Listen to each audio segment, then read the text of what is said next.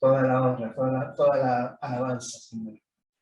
Gracias en Cristo Jesús. Amén. Amén. Amén.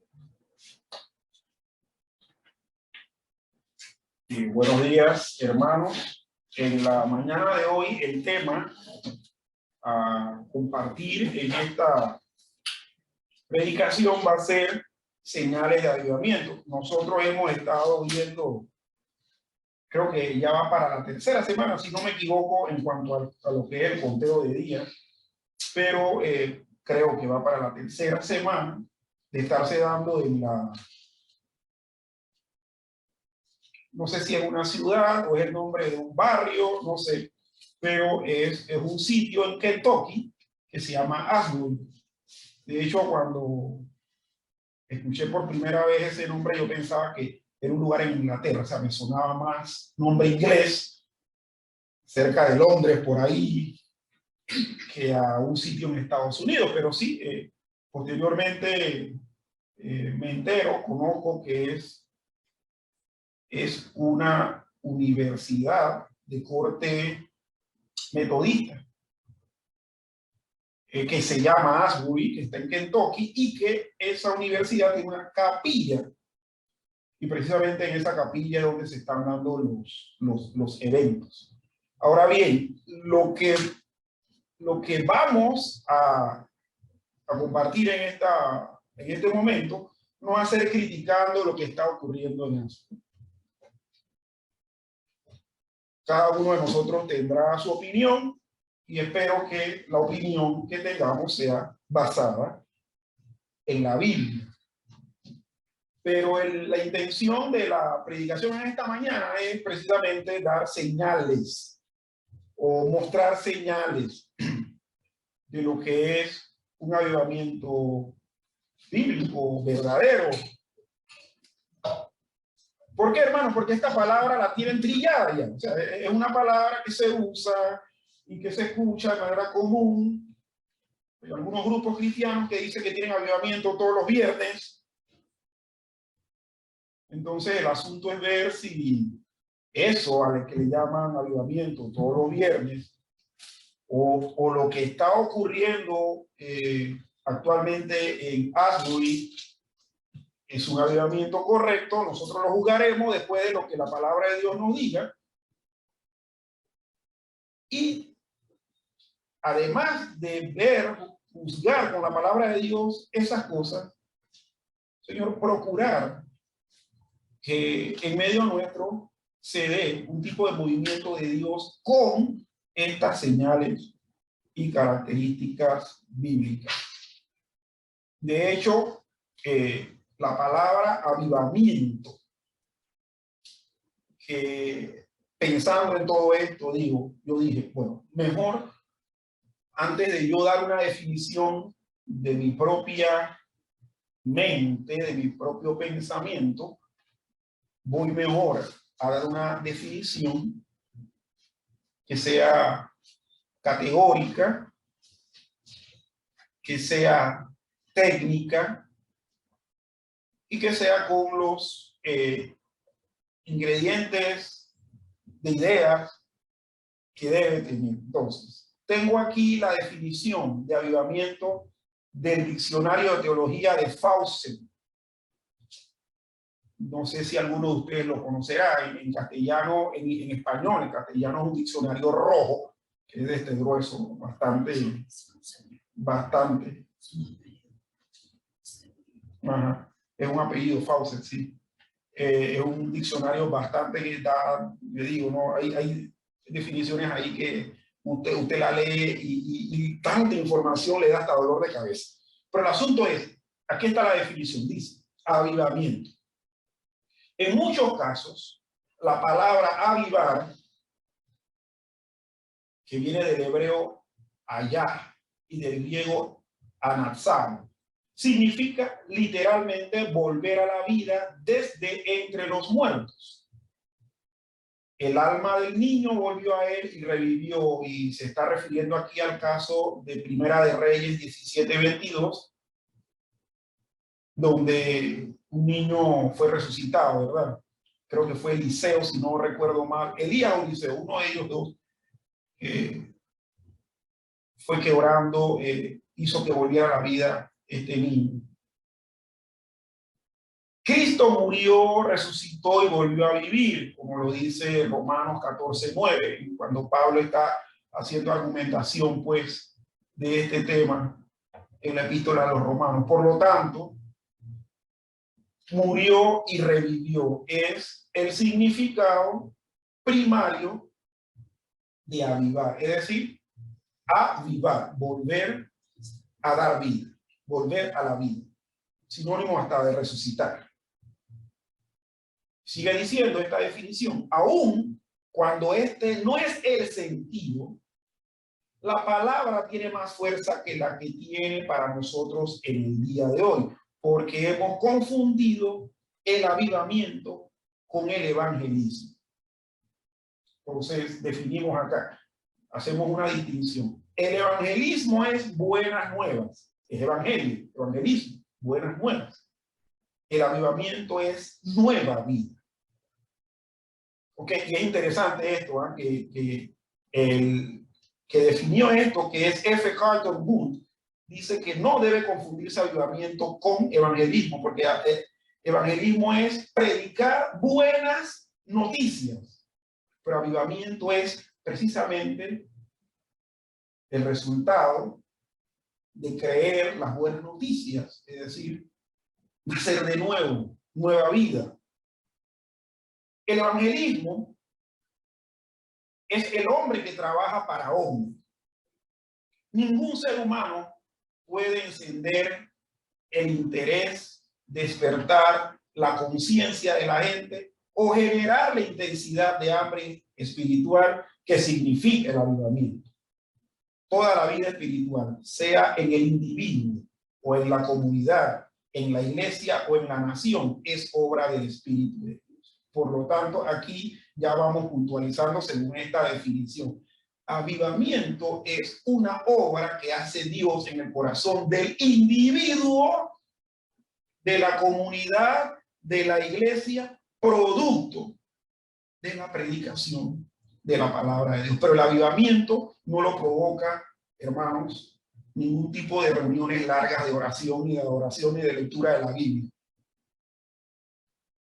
El avivamiento lo produce Dios porque es precisamente el resultado de toda esa búsqueda posible que se está teniendo. Dice, ningún hombre puede programar un avivamiento porque solamente Dios es el dador de vida. Pero cuando se profundizan las tinieblas, cuando la decadencia moral alcanza su más alto nivel, su más bajo nivel, perdón, cuando la iglesia se torna fría, tibia, muerta, cuando la plenitud del tiempo llega y la oración sube de unos pocos corazones sinceros, podemos hacer la pregunta que hace el Salmo 85:6. ¿Recuerdan cuando hablamos de necesidad de un avivamiento? Y que estuvimos también poniendo el ejemplo o el testimonio de Murray Mancini, de Robert Murray Mancini. El Salmo 85:6 dice, nos avivarás nuevamente para que tu pueblo se goce en ti. Es entonces, aprendemos de la historia que es la oportunidad para que la marea alta del avivamiento llegue una vez más. El avivamiento siempre implica la predicación del juicio divino, la confesión de pecado, el arrepentimiento, la aceptación de la salvación como un don gratuito, la autoridad de las escrituras y el gozo y disciplina de la vida cristiana. Hermanos, el avivamiento lo da Dios, pero los avivamientos son, como aquí dice, va a decir, perdón, posteriormente, los avivamientos son efímeros, nada más que con efectos duraderos. Todo lo que podamos hacer para buscar el rostro de Dios, afligir nuestro ser interno, confesar pecados, arrepentirnos y demás. Puede ser un tiempo prolongado, una semana, 2 semanas, un mes, etc. Pero ese no va a ser un tiempo permanente y eterno. Lo que se quiere que sea eterno es lo que resulta de todo ese proceso de búsqueda de Dios. Hermanos, esta definición la traigo precisamente porque, como bien apunta ella dentro del contenido, muchas personas creen que avivamiento es precisamente empezar a orar desde las 6 de la mañana y terminar orando a las 6 de la mañana del día siguiente, o que tengamos una lectura de la Biblia desde Génesis a Apocalipsis sin parar. Muchos dicen, no, es que eso es avivamiento. No, hermano. El avivamiento es precisamente la aplicación práctica de todas esas cosas que pudimos hacer para buscar el rostro de Dios. De hecho, orar mucho lo podemos hacer de manera ritual. Leer la Biblia sin parar podemos hacerlo de manera ritual y no necesariamente ser esto un signo, una señal de avivamiento. El tema que se va precisamente a compartir esta mañana está basado, hermanos, en un escrito de J.I. Packer. No sé si ustedes habrán escuchado de J.I. Packer. Yo imagino que el hermano Reinaldo, ¿verdad? J.I. Packer, James Inner Packer, que nació en Gloucester, Inglaterra, y que en 1926 nació, y que se convirtió a la fe cristiana durante sus años de estudiante en Oxford. ¿Cuándo ocurrió esto? En 1944, teniendo él 18 años. Lo curioso de esto, hermanos, que estamos viendo aquí es que la Universidad de Oxford es una universidad que está relacionada con la iglesia, ¿verdad? Sí, la iglesia anglicana. Sin embargo, la Universidad de Oxford es una universidad, o sea, que tiene cualquier cantidad de carreras o de saberes, ¿verdad? Por lo tanto, van a haber saberes que son totalmente seculares. Este hermano, que ya murió, de hecho, murió en el 2020, a la edad de 94 años, se convierte siendo estudiante de Oxford, teniendo 18 años.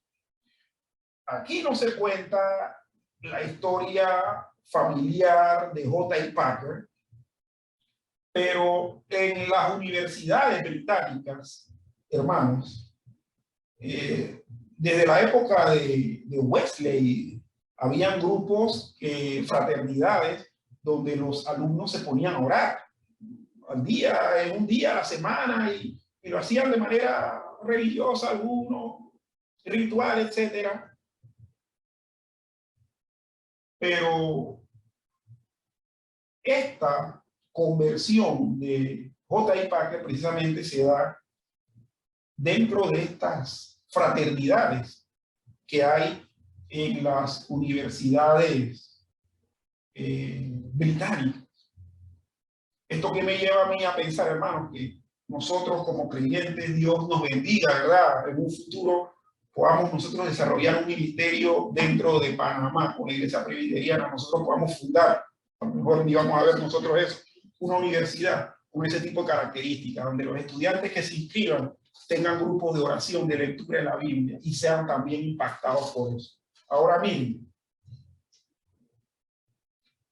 J.I. Packer se convierte, pero bajo la influencia de autores puritanos y la predicación del doctor Martin Lloyd Jones en el Westminster Chapel. Westminster Chapel es una capilla que está en la abadía de Westminster, que es de la comunidad anglicana, donde este pastor fue precisamente el predicador oficial durante muchos años, y se cuenta que tuvo un ministerio poderoso en cuanto a la predicación de la palabra. J.I. Packer fue influenciado por los autores puritanos que ya tenían varios siglos de haber muerto muchos de ellos, pero en su momento en vida del doctor Martyn Lloyd-Jones. En 1952, cuando tenía 26 años, o sea, todo esto, toda la conversión, las reuniones de oración, la influencia de Martyn Lloyd-Jones y los autores publicanos, lo lleva a él a los 26 años, 1952, a ser ordenado al ministerio de la Iglesia Anglicana. Y miren, posteriormente de esto, con el doctor Lloyd-Jones organiza conferencias, las conferencias de Westminster para estudios puritanos y participa en la fundación de Tyndale House en Cambridge, centro de toda una generación de eruditos bíblicos evangélicos preocupados por el liberalismo teológico que estaba caminando rampante en Europa y en Norteamérica. Y la mejor manera de hacerle frente con sus mismas armas académicas y científicas sometidas al dictado de la fe y renovación espiritual.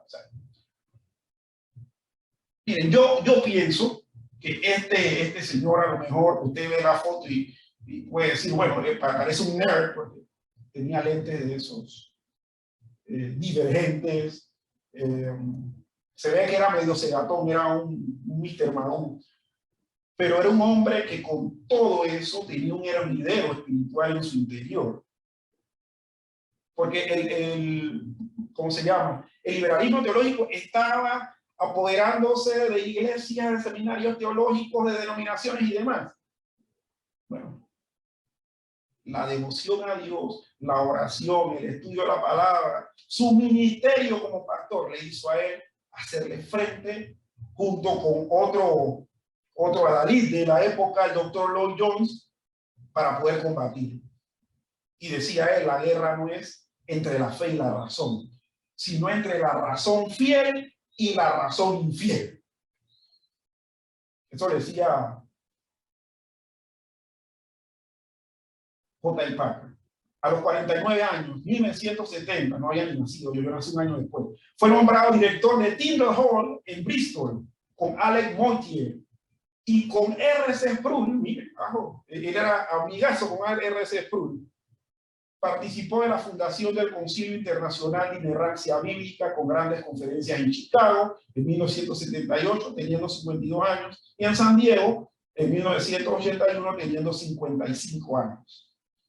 Y en 1978, es profesor de Teología Sistemática e Histórica en el Regent College de Vancouver, Canadá, que fue donde precisamente él migra de la iglesia anglicana británica, él migra a Canadá y en Canadá muere. Esta breve semblanza se hace de una persona que es considerada por muchos como el principal teólogo evangélico contemporáneo. Bueno, él fue considerado así, ya sabemos que él murió, y concedió gran importancia, hermanos, a la doctrina de Dios. De hecho, Gloria tiene un libro que se llama El Conocimiento de Dios, que Gloria me lo ha dicho, yo tengo que leerlo, pero Gloria me ha dicho que la lectura es una bomba. Le dio importancia a la doctrina de Dios por cuanto la ignorancia de Dios, tanto de sus caminos como de la práctica de la comunión con Él, es la raíz de la buena parte de la debilidad de la iglesia en la actualidad. O sea, la iglesia en la actualidad, que es la que necesita avivamiento, tiene la gran debilidad de que no conoce a Dios.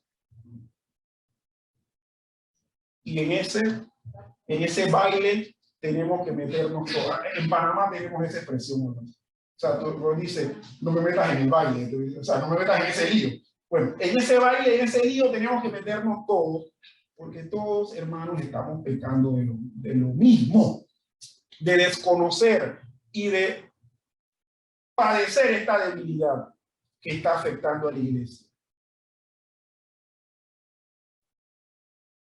J.I. Packer, y para terminar, era parte de la baja iglesia anglicana. ¿Y a qué se le llama así? Bueno, se le llama así a la facción calvinista de la iglesia anglicana, en contraposición a la iglesia alta, que es la facción católica. Cuando hablamos de que en la iglesia anglicana hay una facción católica es porque sí. De hecho, se le llama anglo-católico. Usted entra en una capilla y va a encontrar prácticamente como si fuese un templo, una catedral, una capilla, etcétera, católica romana.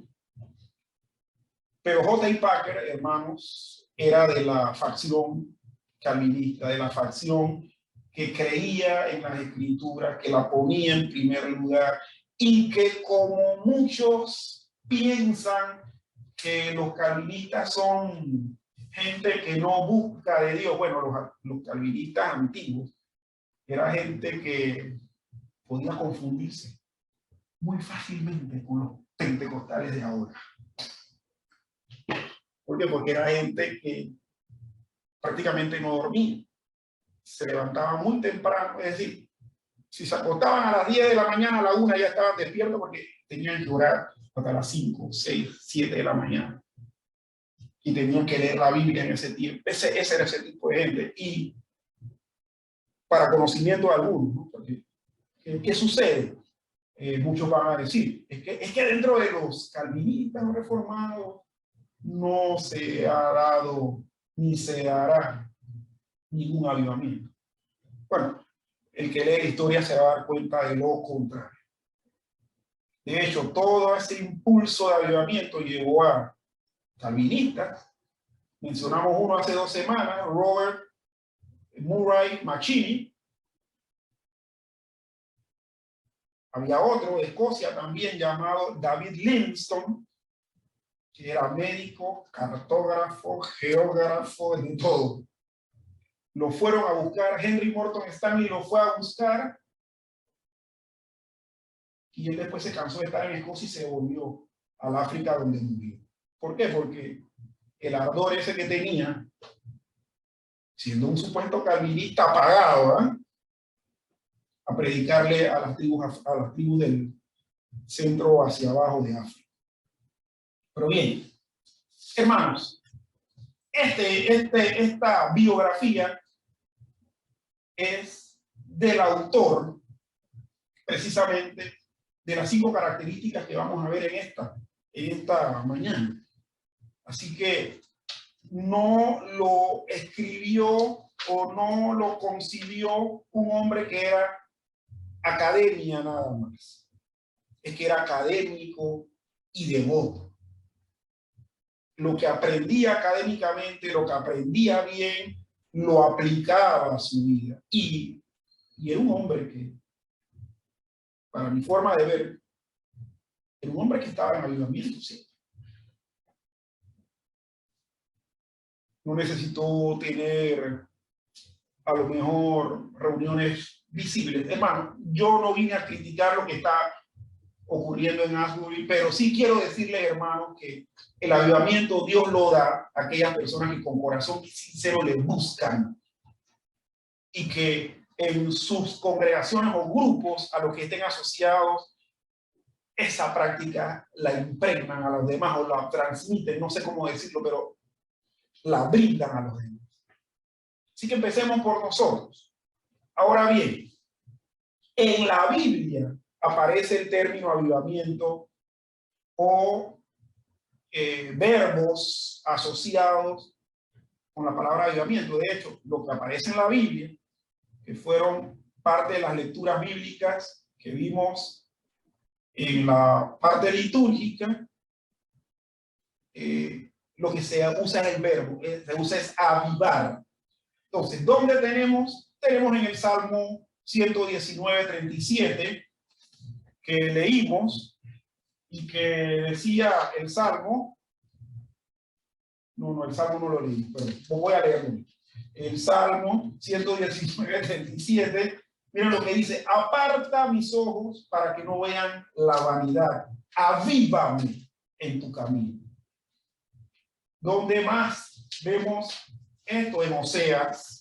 En Oseas capítulo 7, versículo 4, que dice Oseas. Oseas, recordemos que fue el profeta del reino del norte, de Samaria y todas esas tribus del norte, que Dios le pidió que se casara con una mujer prostituta y que tuviera hijos de prostitución. Pero miren lo que dice Oseas 7:4, dice: todos ellos son adúlteros, son como horno encendido por el hornero, que cesa de avivar el fuego después que está hecha la masa, hasta que se haya leudado.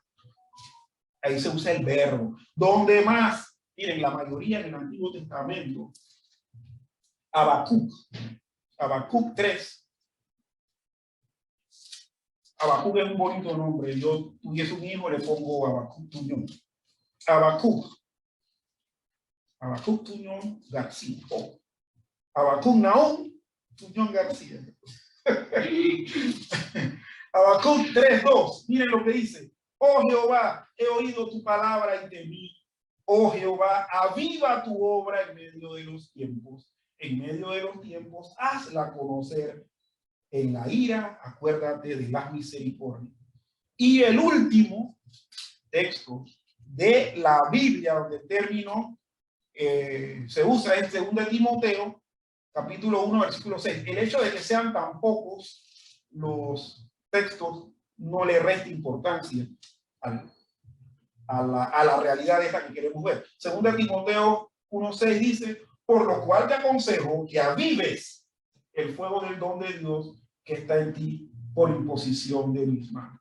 ¿A qué se está refiriendo esto, hermano? Bueno, en los textos del Antiguo Testamento, como por ejemplo en el Salmo 119, versículo 37, y Habacuc 3:2, la palabra que se traduce como avivar es la palabra hebrea haya.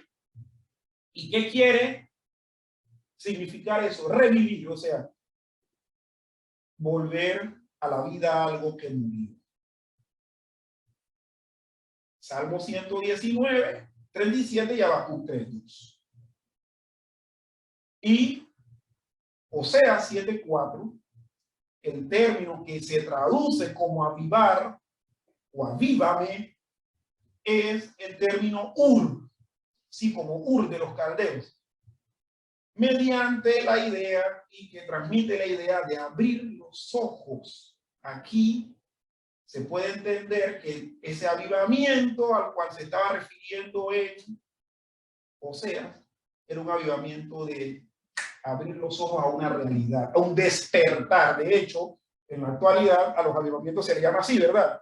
Hermano, despertar. En inglés, ¿cómo es? Awakening. Awakeness, así mismo. Es como que si uno estuviese dormido ante algo, dormido ahí, todo sonso, y el Señor ¡pah!, te despierta, te avivó. Bueno, nada más como paréntesis. Aquí en Panamá nosotros le damos otra connotación a la palabra avivar. Una persona que no está avivada porque está boba, ese es un bobo. Viva de pelada, que dicen así. Bueno, ya pudiésemos nosotros darle esa significancia. Y en 2 Timoteo 1:6, la palabra que se traduce como avivar o aviva es el griego anaxoporeo, que significa volver a encender. Es decir, da la idea de un fuego que se apagó y que uno a punta de viento vuelve entonces a encender. Entonces, hermanos, vemos aquí curiosas circunstancias dentro del pueblo de Dios, cuando la palabra de Dios, como dice el Salmo 119, 37, en el contexto, la palabra de Dios es la que nos debe volver a animar, volver como revivir, resucitar. Igual en Habacuc, ese es el sentido. Y en Oseas, que habla precisamente de que eran unos adúlteros, y bueno, ahí la idea es precisamente de que el pueblo de Dios, del reino del norte, estaban tan sumidos en el pecado que estaban dormidos. ante toda la injusticia y maldad que se estaba haciendo. Y ellos no estaban conscientes de que la inminente llegada del imperio asirio les iba a caer y los iba a aplastar y los iba a esparcir. Y es por eso que aquí vemos, ¿no? Curiosamente, ese pasaje, que es Oseas 7:4, es donde Oseas le dice, déjenme buscar Oseas 7:4 dice, todos ellos son adultos, son como horno encendido por el hornero que cesa de avivar. O sea, lo que está diciendo es que esa gente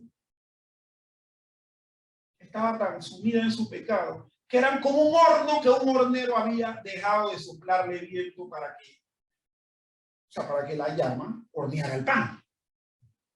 O decir, que era un horno inútil, sin uso.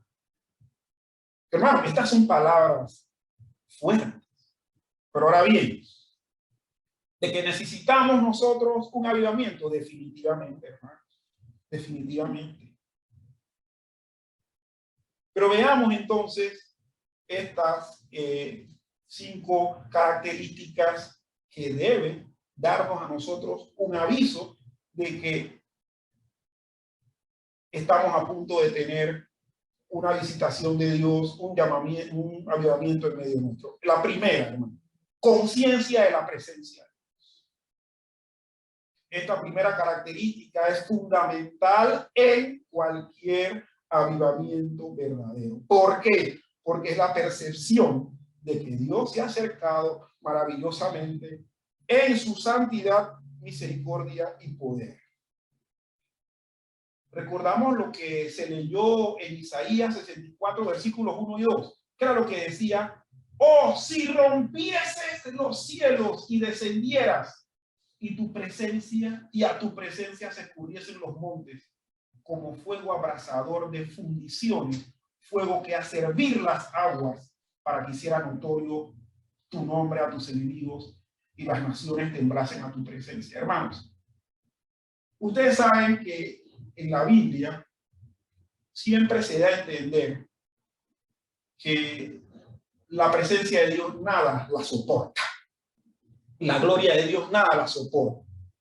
De hecho, Moisés dice que tuvo que verle, y no sé si lo dijo de manera figurada o literal, hermano, pero el texto dice que Moisés tuvo que verle la espalda a Dios para poder, como quien dice, recibir el mensaje, porque si lo hubiese visto de frente, a lo mejor lo desintegra.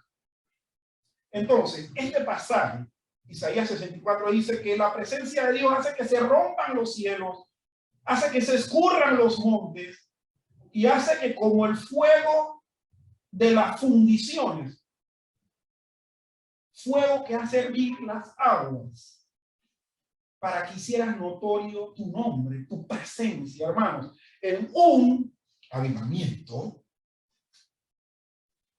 Tiene que el candidato a avivarse o la comunidad que está por avivarse debe tener una percepción de que Dios es un Dios consumidor, abrazador, que no debemos tomarlo como relajo, porque si lo tomásemos como relajo, es capaz de romper los cielos, fundir y escurrir los montes.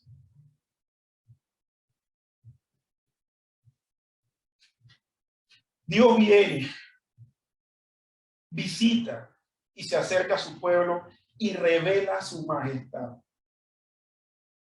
El efecto que causa es el mismo que causó en Isaías. Isaías, cuando vio al trono de Dios, que dice que ese pasaje que leímos en Isaías capítulo 6, versículo 1 al 5, dice, soy muerto, dice, porque mis ojos, porque siendo hombre, de labios inmundos, habitando en pueblo que tiene labios inmundos, Han visto mis ojos al Rey, Jehová de los ejércitos. Miren, hermanos, yo a veces, usted sabe, ¿no? Uno lee Biblia y uno a veces ve estas narraciones tan vívidas, uno se las imagina. Y a veces yo digo, chuleta, yo sería capaz de querer tener una experiencia así. Yo creo que yo quedo mudo, hermano.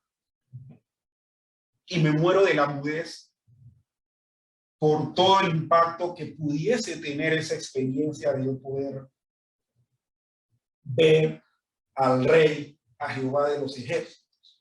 Hermanos, conciencia de la presencia de Dios.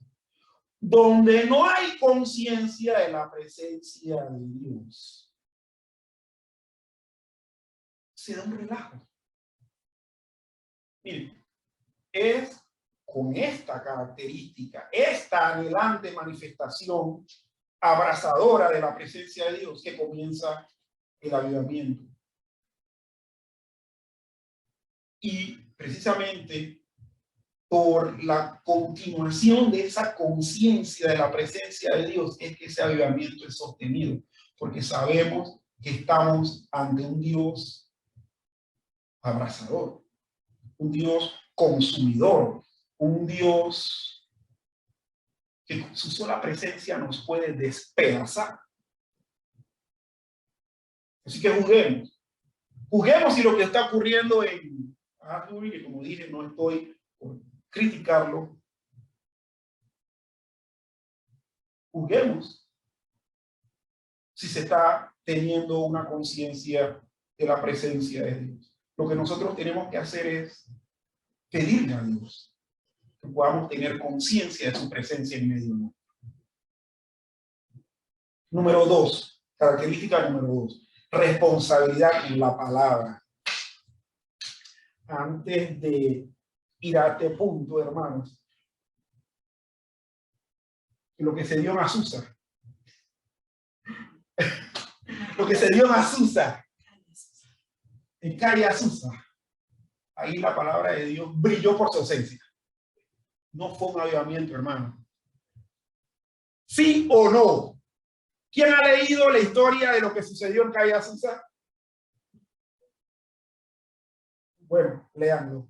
Pero William Seymour, que creo que se llamaba el predicador, leyeron por encima un texto y dijeron que querían tener eso, porque era algo que la iglesia quería tener, y malinterpretaron el texto, que fue precisamente Hechos capítulo 2, y ahí empezaron todos a hablar frenéticamente en lenguas y dijeron que ese era el bautismo del Espíritu Santo y demás.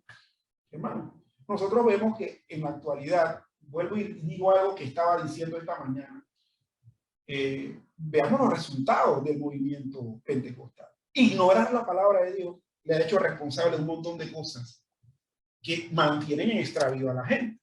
Pero bueno, vamos entonces al punto aquí. Ya metí mi cuña, así que me siento bien. Vamos a continuar.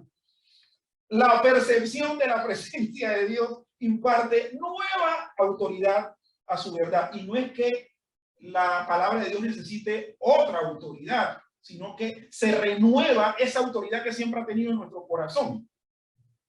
Esa verdad recobra la autoridad que debe tener. El mensaje de las Escrituras, que tal vez antes estaba haciendo solo un impacto superficial, ahora escudriña cada uno de sus oidores y lectores en lo más profundo de sus hermanos. Miren,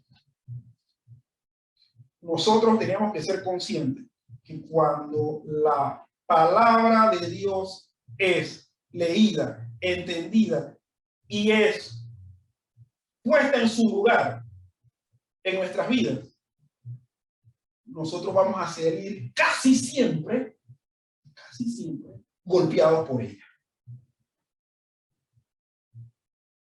¿Por qué? Porque esa palabra de Dios no va a ser superficial, sino que va a escudriñar, se va a meter en todos los escondrijos secretos de los laberintos de nuestro ser. La declaración de que la palabra de Dios es viva y eficaz y más cortante que toda espada de dos filos se verifica una y otra vez, hermanos, y quiero ir a ese pasaje, Hebreos capítulo 4, versículo 2. Hebreos capítulo 4, versículo 12, ¿qué dice?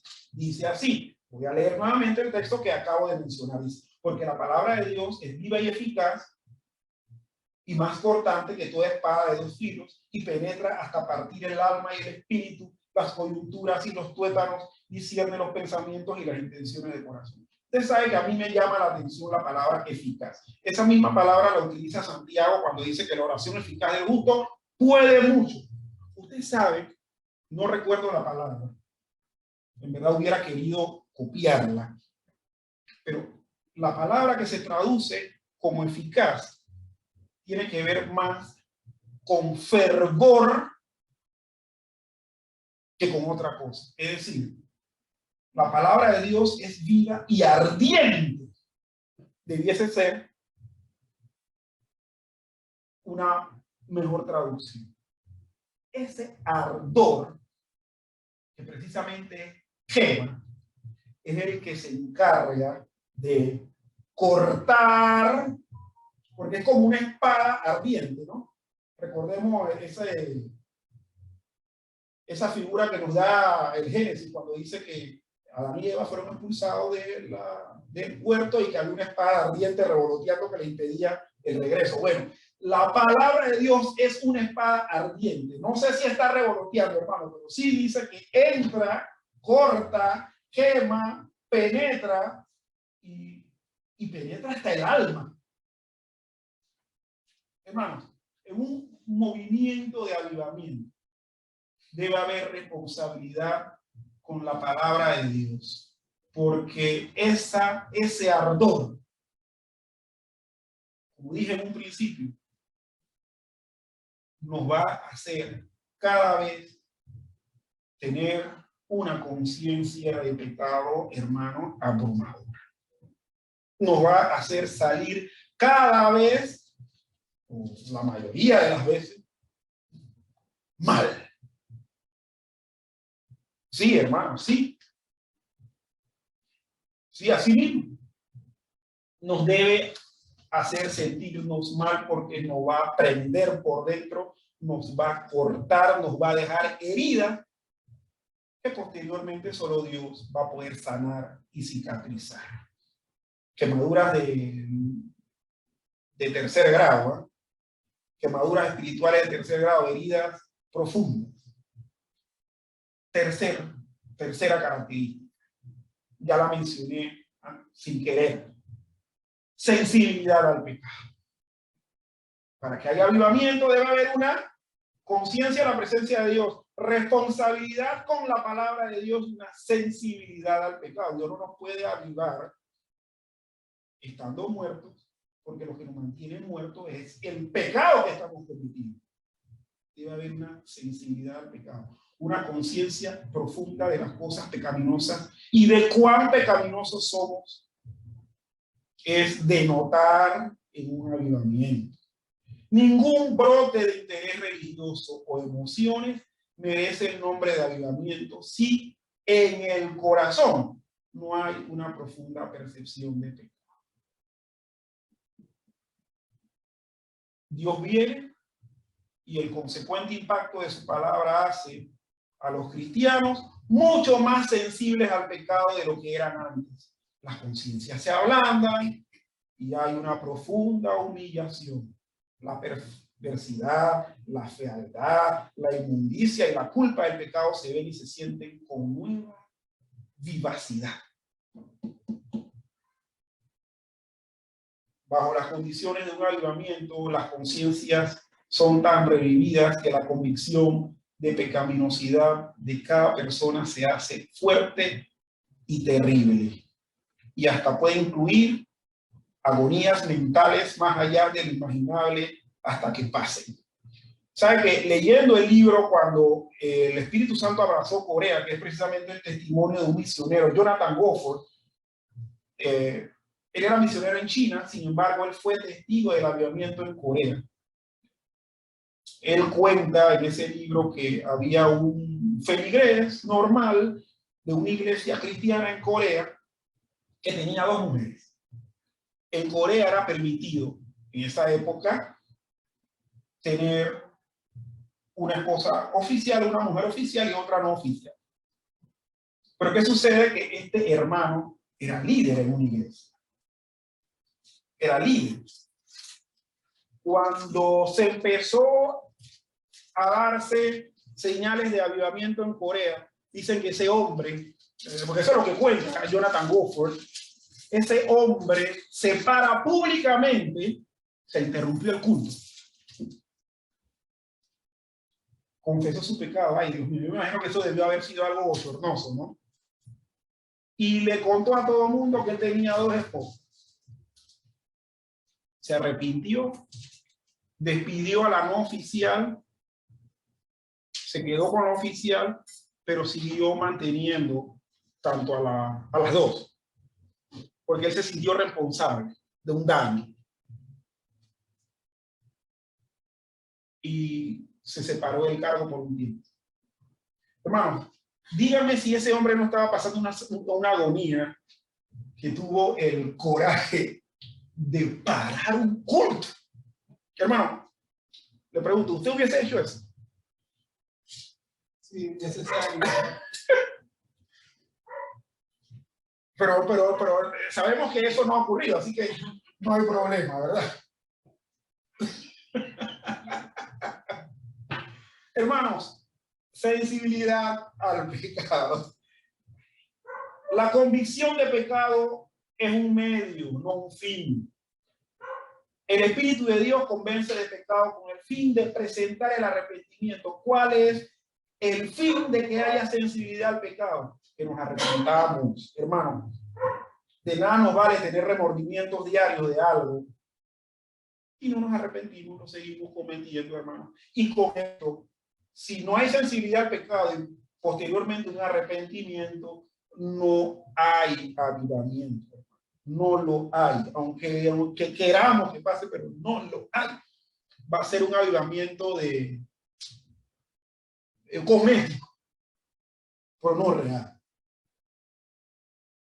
El día de Pentecostés, los oidores de Pedro estaban compungidos de corazón. Eso es lo que dice Hechos, ¿verdad? Capítulo 2, del 37 al 41.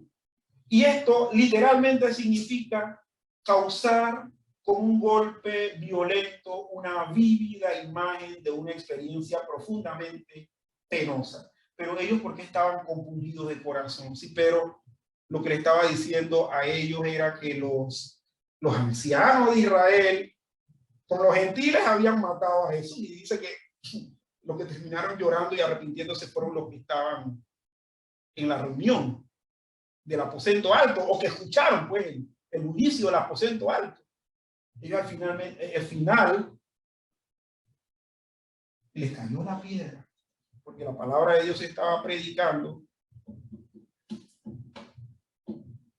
y le dijeron a Pedro, ¿qué haremos? Y Pedro le dijo, bueno, bautícese cada uno, etcétera, y arrepiéntase. Conciencia de pecado. La acusación que les cayó a los gentiles y a los líderes religiosos de Israel también les afectó a ellos. Les removió la conciencia, les hizo aflorar el pecado, les hizo decir, nosotros también participamos de eso, aunque estábamos lejos. Acuérdense que ellos eran de los judíos extranjeros que habían llegado a Jerusalén a adorar, pero ellos dijeron, nosotros también reconocieron. El avivamiento siempre incluye, hermano, una fuerte percepción de la propia pecaminosidad que guía a un arrepentimiento profundo y abrazar de corazón al Cristo glorificado, amoroso y perdonador. Número 4, ya estamos terminando. Número 4, vida en comunidad. Vida en comunidad. Esto, un avivamiento no es para llaneros solitarios. Usted puede estar avivado personalmente, pero ese avivamiento tiene que trascender a la comunidad. Una iglesia avivada está llena de la vida, el gozo y el poder del Espíritu Santo. Con la llegada del Espíritu viene la compañía de Cristo al centro de nuestra alabanza y devoción. El Cristo glorificado se nos revela, se hace conocido, amado, servido y exaltado. Marcas recurrentes de un pueblo que experimenta un avivamiento son el amor, la generosidad, la unidad, el gozo, la convicción, la audacia, un espíritu de alabanza y oración, una pasión por alcanzar y ganar a otros. En esta forma está el poder divino con sus predicadores, un poder que no tiene nada que ver con la elocuencia natural. Hermano, le voy a poner el caso de Ananías y Zafira que vimos el domingo pasado. ¿Qué se estaba dando en la iglesia? Bueno, tenían todas las cosas en común y había un hermano llamado José, por sobrenombre Bernabé, que había vendido su heredad y había puesto el costo total a los pies de los apóstoles. Pero salieron estos que querían fingir. O sea, no fueron realmente contagiados por la parte esa buena que debieron haberse contagiado de lo que había hecho Bernabé, sino que fingieron. Y miren, y le voy a decir en qué impactó a la comunidad. Cuando ellos mintieron que caen muertos tanto Ananías y Zafira, ¿qué dice ese pasaje que pasó después en la iglesia? Dice, sobrevino temor. Es decir, ya los hermanos de la iglesia primitiva estaban diciendo, si vamos a hacer algo, vamos a hacerlo de corazón.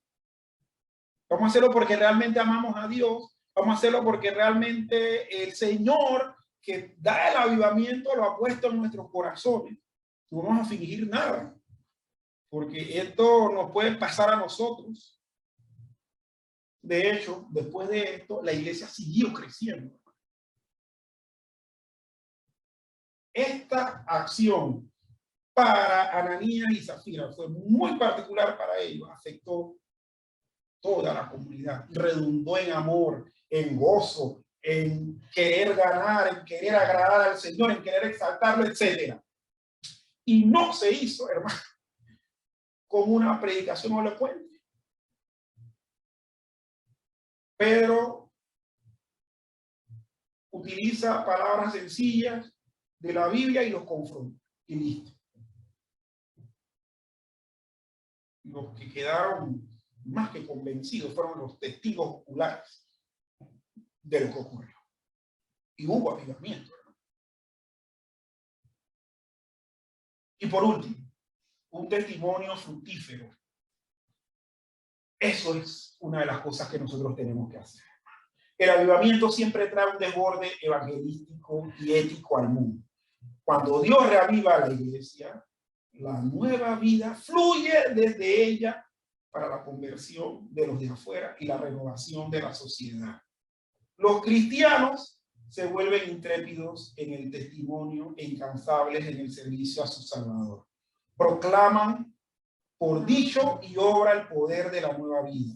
Ganan almas y surge una comunidad de conciencias conforme a los valores cristianos. Además, en tiempos de avivamiento, Dios actúa en forma rápida, su trabajo se acelera, la verdad se propaga y la gente es regenerada y crece en Cristo con una rapidez sorprendente. Hermanos, nada más como ilustración. Y eso porque lo leí. Yo no estuve ahí, pero eso es el testimonio escrito. Dice que para el avivamiento que hubo en Inglaterra con Wesley, porque Wesley tenía un método muy particular. Él no predicaba tanto en las capillas, él predicaba al aire libre. Y llegó a utilizar tabernas para eso. Imagínense a la gente bebiendo, borracha, quién sabe, diciendo cualquier cantidad de groserías en inglés de esta época. Y Wesley predicando.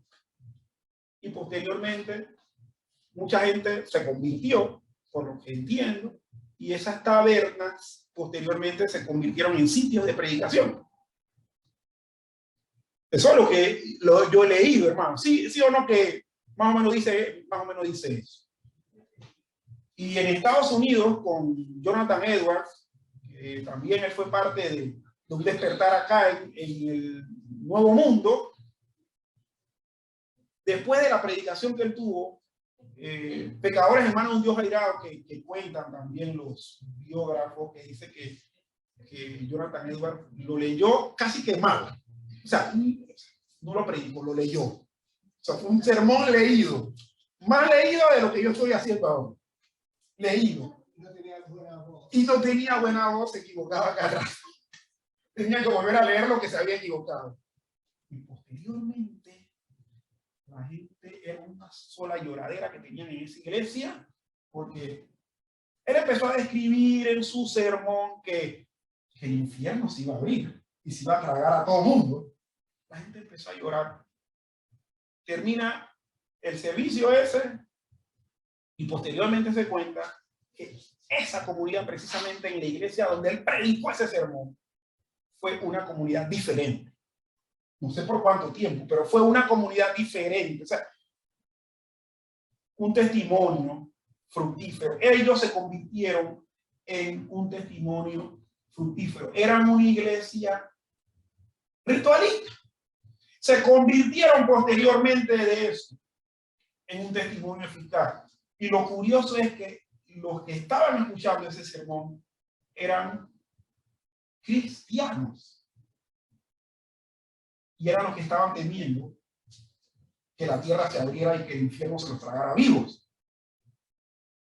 Posteriormente, algo pasó en su ser interior, algo pasó en sus conciencias que fueron diferentes.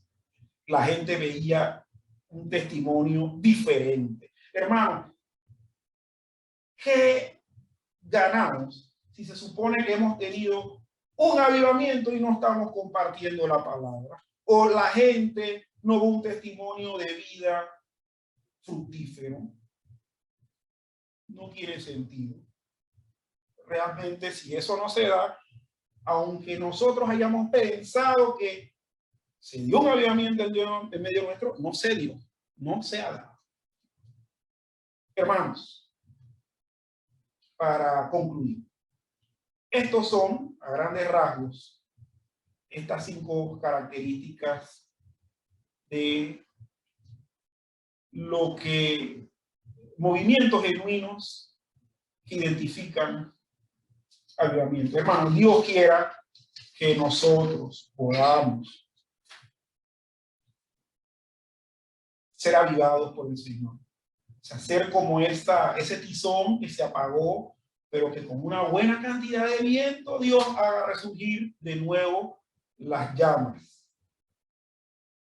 Nosotros individualmente y en nuestro grupo, Iglesia Presbiteriana Reformada en Panamá. Dios nos permita tener un avivamiento donde, estando casi muertos o muertos, nos haga volver a tener vida. Y que lo que dice el Salmo 85, versículo 6, hermanos, sea una realidad en nosotros. Dice, no volverás a darnos vida para que tu pueblo se regocije en ti. Eso puede hacer entonces una realidad en la vida nuestra. El Señor les bendiga.